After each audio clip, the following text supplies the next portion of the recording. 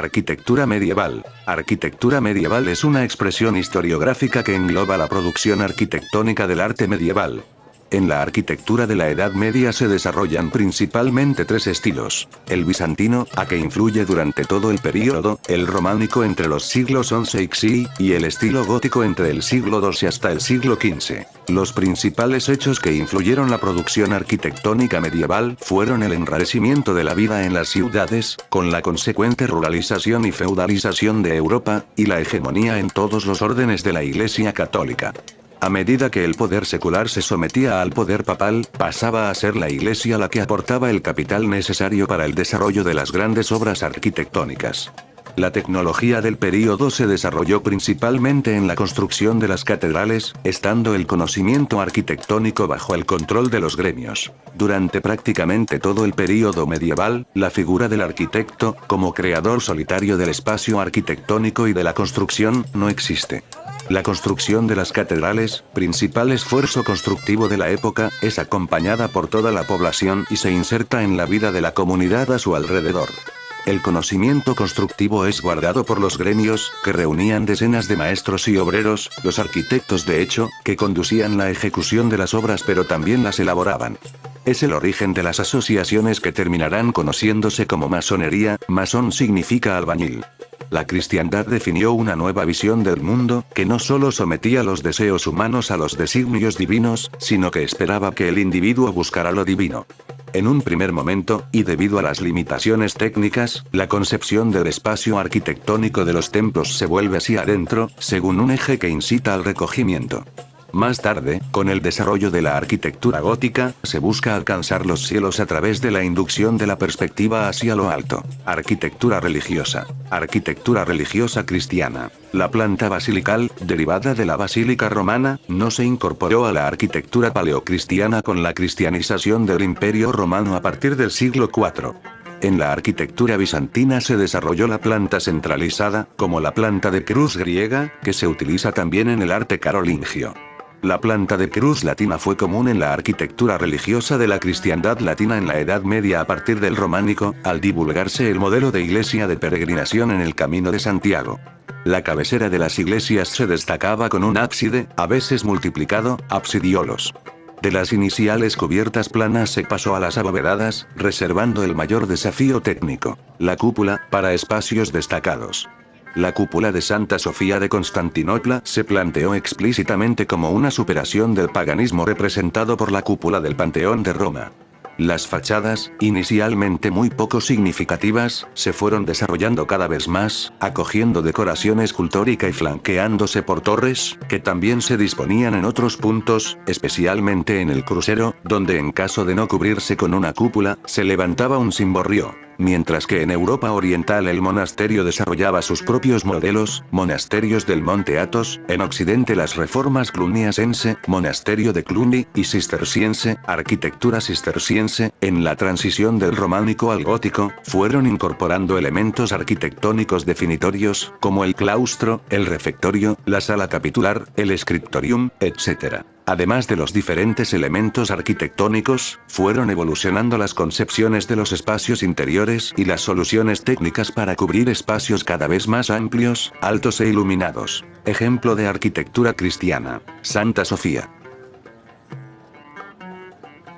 Saint-Michel d'Aiguille. Abadía de Senanque. Iglesia de la Abadía de Iona. Arquitectura religiosa musulmana.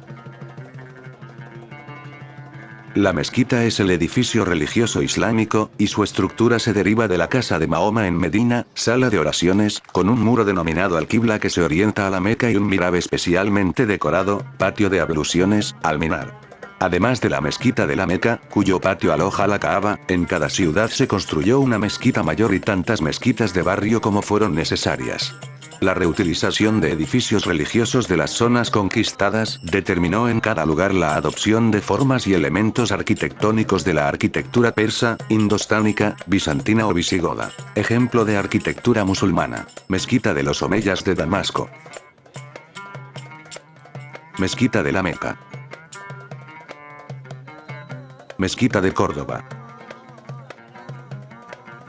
Mezquita de Herat, Afganistán. La Gran Mezquita de Samarra, Irak. Torre de Espantaperros en la Alcazaba de Badajoz, España. Arquitectura militar. Torres, castillos, murallas y otros ejemplos de arquitectura militar, así como las propias ciudades amuralladas, incastellamento, son muy características de la Edad Media. Las fortificaciones y sus elementos funcionales o decorativos, almenas o merlones, torreones, bastiones, barbacanas, fosos, así como la forma y tamaño de los vanos, se fueron adecuando a la tecnología militar de cada época. A veces se utilizaban con criterios iconográficos, indicando con su forma determinadas cuestiones identitarias, como las almenas güelfas y gibelinas, o las saeteras cruciformes. Ejemplo de arquitectura militar. Murallas de Ávila, siglo XI. Castillo de Bodiam, siglo XIV, Inglaterra. Castillo de Fenís, con sus almenas gibelinas. Castillo de Manzanares el Real, con sus saeteras cruciformes. Recinto fortificado de la ciudad de Badajoz, España. Arquitectura civil.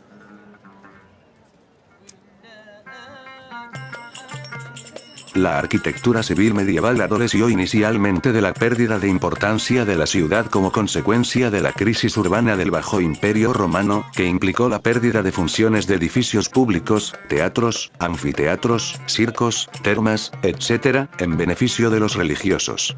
La ruralización implicó un mayor desarrollo de las villae, pero en la Alta Edad Media las residencias nobiliarias no se destacaron por sus características de arquitectura civil, sino por la necesidad de defensa, identificándose con los castillos. Únicamente algunos emperadores y reyes impulsaron programas constructivos en su corte, el aula regia de los palacios carolingios, especialmente el de Carlomagno en Aquisgrán, los otonianos o el de Ramiro de Asturias. En Oriente, Al-Ándalus y la ribera sur del Mediterráneo, la ciudad musulmana conformó un urbanismo característico, en el que, junto a la defensiva y religiosa, tuvo una marcada presencia la función comercial, zoco, bazar, carabazar, alhóndiga.